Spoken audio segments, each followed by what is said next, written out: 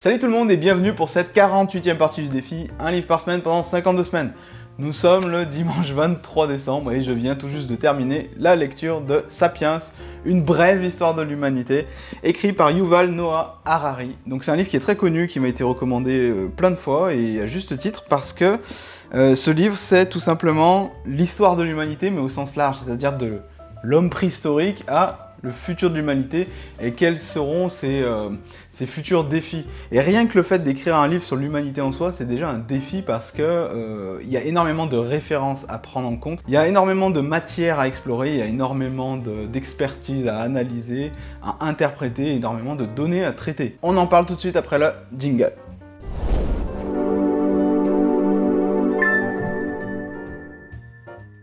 Alors, 500 pages, pourquoi c'était difficile de lire ce livre? Pourquoi je n'ai terminé que ce matin? Tout simplement parce que j'ai eu une semaine beaucoup plus chargée que d'habitude au niveau personnel et au niveau professionnel, ce qui fait que malgré toutes mes techniques pour rationaliser par jour un certain nombre de pages à lire, j'ai pas pu m'y tenir. Donc ça veut dire que en fin de semaine, j'ai dû lire beaucoup plus que d'habitude. J'ai quand même tenu le choc, mais attention, c'est très important de ne pas enchaîner tous les pavés comme ça systématiquement les uns à la suite des autres, sinon vous risquez le burn-out de la lecture. Donc voilà, je m'en suis bien sorti pour cette fois, mais je vous garantis que la semaine prochaine, ce sera un livre beaucoup plus relax, qui veut dire beaucoup moins de pages. Pas un livre qui fait moins travailler le cerveau. Il y a une petite différence quand même. Alors, Homo sapiens est divisé en plusieurs parties, des parties qu'on pourrait qualifier de révolution. Au tout début de l'humanité, donc on parle des hommes préhistoriques, on parle de l'Homo sapiens, qui veut dire littéralement l'homme sage, qui coexistait avec trois autres types d'humains, trois autres races d'humanité, si vous préférez, l'Homo erectus et l'homme de Néandertal. Alors qu'est-ce qu'ils avaient de différent ces trois types d'humains, si on peut dire? Eh ben ils se sont pas développés de la même façon et ils ne se sont pas étendus sur Terre de la même façon. L'Homo sapiens, lui, a plutôt colonisé, s'est plutôt étendu dans l'Afrique et dans une partie de l'Asie centrale. Quant à l'Homo erectus, était plus particulièrement présent en Asie du Sud-Est et est même allé jusqu'en Australie, oui, c'est pas des conneries, tout au long de son évolution. Quant à l'homme de Néandertal, on le trouvait plus particulièrement dans l'Europe de l'Ouest, l'Europe du Nord et les Balkans. Petit à petit, l'Homo erectus et l'homme de Néandertal se sont éteints pour laisser la place à l'Homo sapiens. Et pourquoi ça? À la suite de ce qu'on pourrait appeler la première révolution, la révolution cognitive. La révolution cognitive, c'est tout simplement le moment où l'Homo sapiens a réussi, au moyen de langage des signes, au moyen également de la parole et des sons, à transmettre une énorme quantité d'informations pour sa survie et sa reproduction. En transmettant de grandes quantités d'informations et des informations complexes, comme par exemple « Attention, il y a un lion qui arrive », vous pouviez tout simplement créer de plus grandes communautés d'êtres, des communautés plus grandes que les hommes de Néandertal qui étaient beaucoup plus solitaires, beaucoup moins communicants. La révolution cognitive a également été le passage à la mythologie en fait, c'est-à-dire que les croyances en des forces supérieures.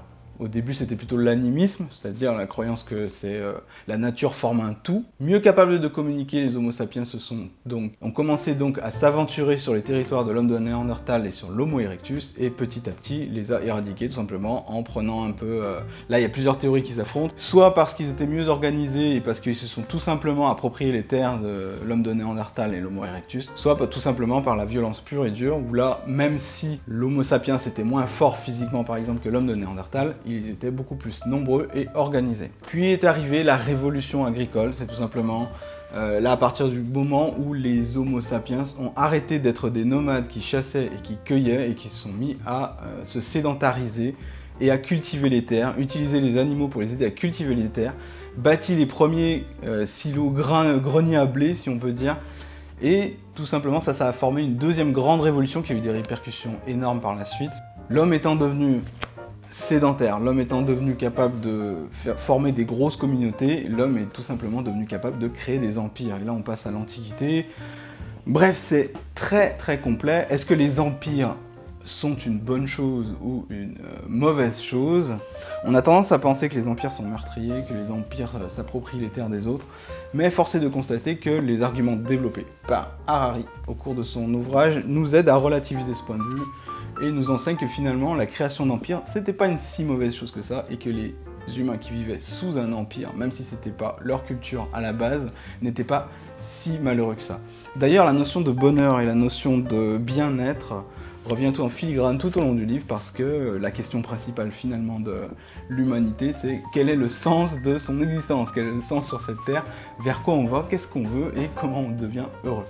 J'ai aimé ce livre pour sa vision globale et pour la description donc, de l'évolution de l'humanité dans son ensemble.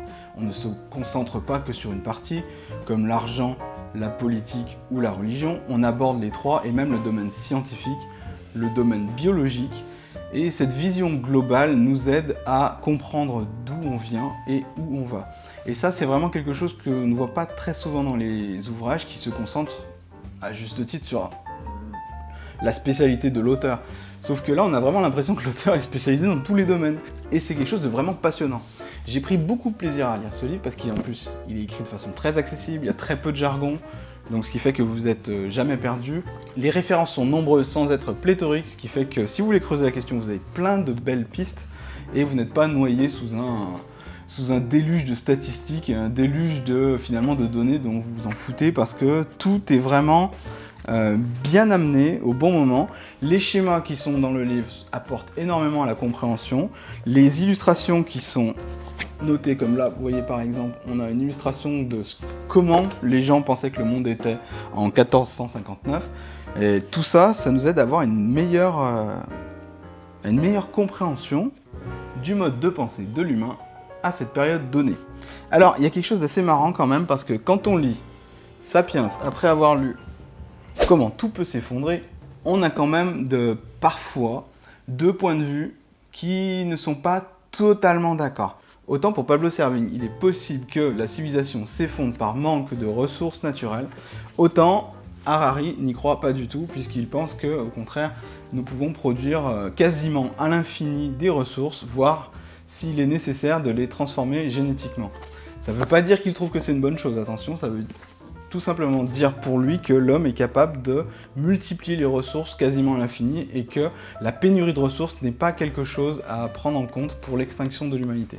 En revanche, ils se rejoignent sur le fait que l'épuisement et le réchauffement climatique est une donnée qui va profondément bouleverser l'humanité à court terme.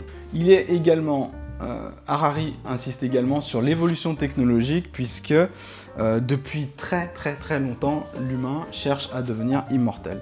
Donc que ce soit au niveau fantastique comme le projet comme l'œuvre de Frankenstein, ou un peu plus scientifique, un peu plus sérieuse comme le projet Gilgamesh qui tout simplement, d'ici 2050 en fait selon Harari, il serait possible pour certains humains de devenir amortels.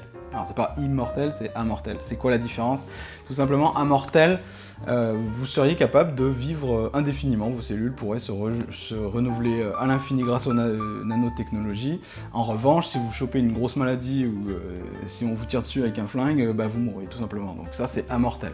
Vous n'êtes pas immortel, mais vous pouvez tout simplement ne plus mourir de vieillesse. Cet aspect-là des choses n'est pas du tout évoqué dans Comment tout peut s'effondrer. Donc là, on a une fenêtre finalement sur ce que pourrait devenir l'humanité qui est assez intéressante et qui parfois est assez flippante, faut le dire.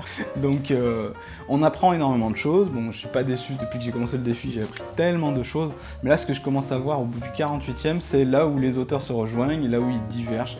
C'est tous ces points de vue. C'est vraiment très enrichissant au niveau personnel. Ça aide à avoir un esprit critique et ça aide surtout à voir comment le monde est vraiment. Ne pas se contenter que ce qu'on nous dit à la télé ou que ce qu'on dit, que ce qu'on voit dans certaines vidéos, certains articles de blog. Là, on a vraiment... c'est bien d'avoir des sources qui sont ultra documentées et qui nous aident à mettre tout ça bout à bout, en fait, pour en former un tout cohérent. C'est pas des petites choses qu'on apprend par-ci, par-là, ça forme un tout cohérent. Et là, vu qu'on parle de l'histoire de l'humanité, on a quand même une bien meilleure vision de qui on est et de qui on peut devenir. Puisque Harari parle tout simplement de l'extinction de l'Homo sapiens, parce qu'il dit que si on mêle la technologie à notre humanité, à notre côté organique, notre côté biologique des choses, tout simplement, au bout d'un moment, on va devenir de moins en moins humain, de moins en moins sapiens, et on va muter vers quelque chose d'autre quelque chose qu'on ne connaît pas, mi-cyborg, est-ce qu'on va devenir des cyborgs, est-ce qu'on va devenir des programmes informatiques, il y a tout un tas de choses où il est impossible de répondre au niveau philosophique sur qu'est-ce qu'on va vouloir, comment on va évoluer, c'est impossible de répondre à ces questions. Mais la science a tellement progressé que maintenant on peut devenir autre chose qu'un simple sapiens. Certains parlent même de faire revivre des espèces qu'on a éliminées.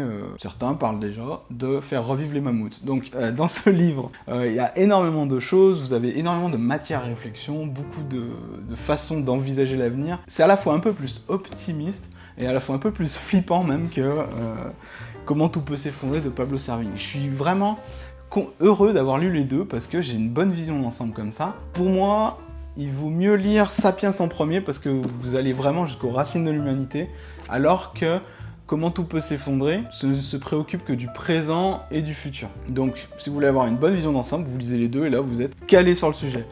Donc voilà, c'était Jean-Yves pour la 48e partie du défi, plus que 4, on approche de la fin. La semaine prochaine, je sais pas vraiment lequel je vais lire. Je pense que je vais partir sur... C'est vraiment moi qui décide les raisons cachées de nos choix. Voilà, j'espère que cette chronique vous a plu, je vous dis à bientôt pour la prochaine vidéo. Salut!